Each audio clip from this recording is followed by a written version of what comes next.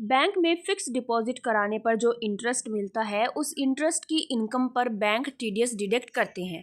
TDS का मतलब होता है कि जहाँ से आपकी इनकम होती है उसी सोर्स के पॉइंट पर ही टैक्स काट लिया जाता है और गवर्नमेंट को जमा करा दिया जाता है। इंटरेस्ट पर टीडीएस काटते वक्त बैंक को इस बात से कोई मतलब नहीं होता है कि एक्चुअल में आपके ऊपर कोई टैक्स लाइबिलिटी बनती भी है या नहीं बनती है। लेकिन अगर आप यह जानना चाहते हैं कि आपकी फिक्स डिपॉजिट इंटरेस्ट पर टीडीएस ना काटा जाए तो ये वीडियो आपके लिए है, क्योंकि आज हम आपको ऐसे 4 तरीके बताएंगे कि किस तरीके से आप एफडी इंटरेस्ट के ऊपर टीडीएस कटने से रोक सकते हैं। बस मेरी एक रिक्वेस्ट है कि वीडियो अच्छा लगे तो इस चैनल को सब्सक्राइब करें और वीडियो को लाइक करें। चलिए फ्रेंड्स, वीडियो शुरू कर लेते हैं। सबसे पहले कुछ मेन पॉइंट जान लेते हैं कि इंटरेस्ट इनकम पर टीडीएस कटता क्यों है। आखिर फ्रेंड्स, इंटरेस्ट इनकम पर जो टीडीएस काटा जाता है उस पर सेक्शन लगता है 194A। ये सेक्शन क्या कहता है कि जो इंडिविजुअल 60 साल या इससे कम एज के हैं उनका टीडीएस 10% के रेट से काटा जाता है अगर उनकी इंटरेस्ट इनकम एक साल में 40,000 से ज्यादा है। तो मान लो आपने बैंक में एक 10 लाख की एफडी बनवाई।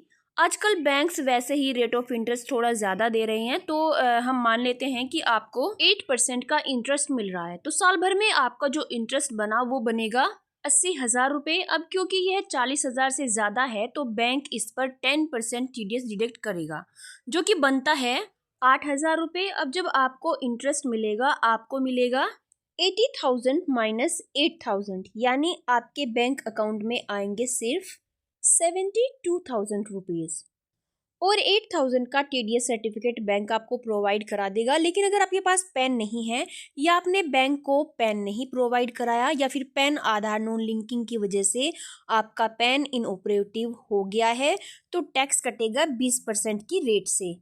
और अगर आपकी एज 60 ईयर से कम है तो आपको सेक्शन 80TTA 80TB की डिडक्शन भी नहीं मिलेगी। लेकिन सवाल यही है कि टीडीएस कटने से कैसे बचाएं। इसलिए वहीं पर सेक्शन 194A कहता है कि अगर इंटरेस्ट इनकम सीनियर सिटीजन या फिर सुपर सीनियर सिटीजन की है तो उनका भी टीडीएस 10% के रेट से होगा।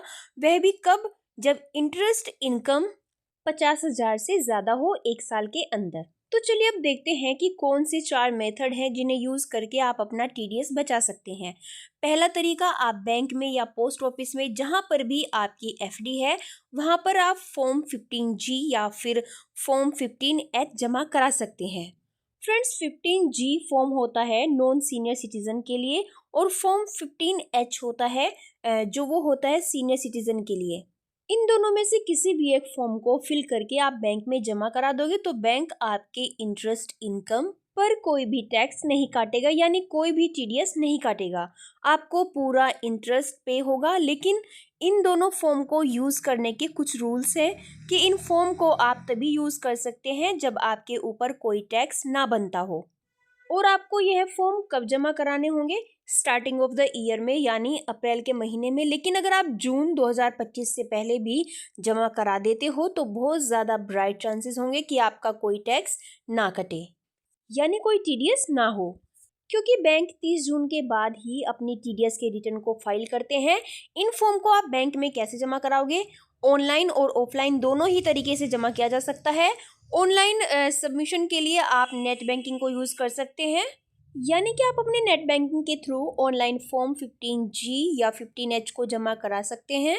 और अगर आप ऑफलाइन जमा कराना चाहते हैं तो अपने नज़दीक जिस भी ब्रांच के अंदर आपकी एफडी है वहां पर जाकर इस फॉर्म की हार्ड कॉपी आप सबमिट कर सकते हैं। दोनों ही ऑप्शन आपके पास अवेलेबल हैं। बस आपको एक बात का ध्यान रखना है कि आपकी इनकम पर कोई टैक्स ना बनता हो, क्योंकि अगर टैक्स बनने के बाद भी आपने यह फॉर्म बैंक को जमा करा दिए तो एक नुकसान भी है कि मान लीजिए आपकी इनकम के हिसाब से आप 20% टैक्स स्लैब में कवर होते हो, तो जब आप अपनी इनकम टैक्स रिटर्न फाइल करोगे तो उस पर जो टैक्स बनेगा वहां पर आपके डिले पेमेंट का इंटरेस्ट भी पे करना होगा। इसलिए अगर आपकी इनकम टैक्सेबल है तो इन फॉर्म्स को आप जमा ना कराएं। यह फॉर्म सिर्फ उन्हीं लोगों के लिए बनाए गए हैं जिनकी इनकम पर कोई टैक्स नहीं बनता है। इसके बाद दूसरा तरीका क्या है? डाइवर्सिफाई ऑफ योर इनकम, यानी कि आप एक से ज़्यादा बैंक में फिक्स डिपॉजिट कराएं और इस तरीके से प्लानिंग करें कि एक बैंक से इंटरेस्ट इनकम 40,000 से ज़्यादा ना बने, और अगर सीनियर सिटीज़न या सुपर सीनियर सिटीज़न है तो इंटरेस्ट इनकम एक बैंक से 50,000 से एक्सीड ना कर पाए। सपोज आपके पास 15 लाख रुपए हैं और आप उसे बैंक में 8% के रेट से एफडी करवाना चाहते हैं, तो अगर आप एक ही बैंक के अंदर एफडी करवा देते हैं तो इंटरेस्ट इनकम 40,000 से ज़्यादा हो जाएगी और वे पर्टिकुलर बैंक आपका टीडीएस काटकर सरकार को जमा करा देगा, जबकि फिक्स डिपॉजिट से आपकी टोटल इनकम होगी सिर्फ 1,20,000, जिस पर कोई टैक्स नहीं बनता है। तो आपको यह करना चाहिए कि उस 15 लाख को 3 या 4 बैंक में लगभग 4-4 लाख की एफडी करा दें, जिससे हर एक बैंक के अंदर 40,000 से कम का इंटरेस्ट बनेगा और कोई टीडीएस भी नहीं कटेगा। वहीं पर अगर आप सीनियर सिटीजन हैं तो 3 बैंक भी सफिशिएंट है। तो चलिए इसके बाद तीसरे मेथड की बात करते हैं। देखिए, अपनी टैक्सेबल इनकम को ही कानूनी तरीके से कम करने की कोशिश कीजिए, वह भी इस तरह कि आपको मनी लॉस भी ना हो, और हम आपको सिर्फ वही तरीके बताएंगे जो प्रैक्टिकल हैं।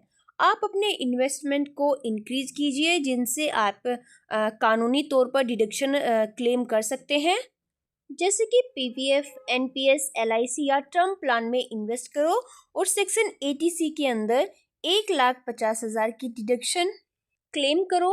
Section 80D medical insurance premium में मैक्सिमम 1 लाख की डिडक्शन मिलती है।